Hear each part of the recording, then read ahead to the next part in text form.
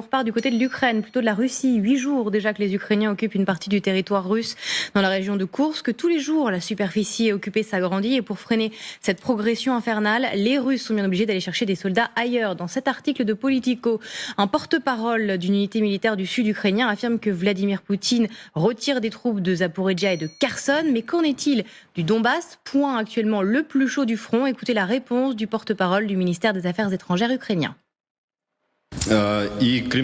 L'opération dans la région de Koursk aide le front car elle ne permet pas à la Russie de transférer des unités supplémentaires dans la région de Donetsk et complique sa logique militaire. L'Institut pour l'étude de sa guerre, de son côté, ajoute que des sources russes affirment que les membres du bataillon Sarmat de la brigade russe Piatnaska et des volontaires russes ont récemment été transférés dans la région de Koursk. Ces derniers opéraient donc dans les directions de Tchassiviar, Toretsk et Pokrovsk, dans cette même région de Donetsk dont on parlait à l'instant. Moscou qui ne lésine décidément pas, puisqu'elle va aussi chercher des troupes stationnées dans l'exclave de Kaliningrad, au bord de la mer Baltique. C'est ce qu'affirme... Vous la voyez là, Kaliningrad, c'est ce qu'affirme le ministre lituanien de la Défense en visite à Kiev hier. Écoutez. Nous voyons maintenant les Russes redéployer les troupes à Koursk.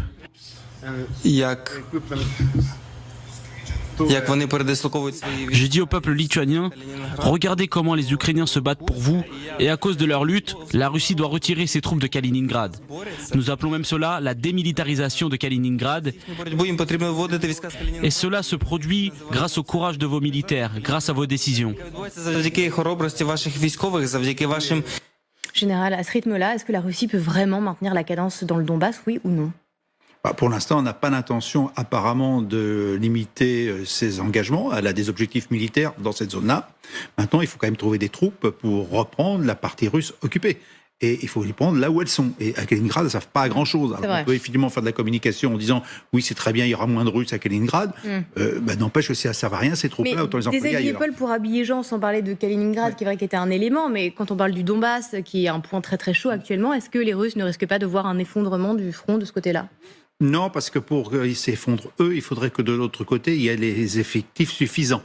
Or que pour l'instant, on ne voit pas d'effectifs suffisants. Et c'est pas parce qu'il y a eu 10 000 hommes de 4 brigades bien connues qui se sont engagés en Russie que ça va changer la donne. C'est-à-dire qu'actuellement, la progression serait réelle si derrière ces 4 brigades, on reprend d'autres brigades ukrainiennes pour continuer et d'ailleurs faire le nord. Parce que vous avez un axe routier qui va de la Biélorussie à Koursk, à 60 km au nord, et quand vous regardez justement la carte de l'ISW, vous voyez bien que l'occupation du terrain par les Ukrainiens, c'est pas tellement vers l'est, mais c'est vers le nord. Donc vers le nord, vers cet axe qui est quand même ouest-est et qui permettrait effectivement de vraiment faire une pression, notamment sur Koursk, mais par l'ouest cette fois-ci.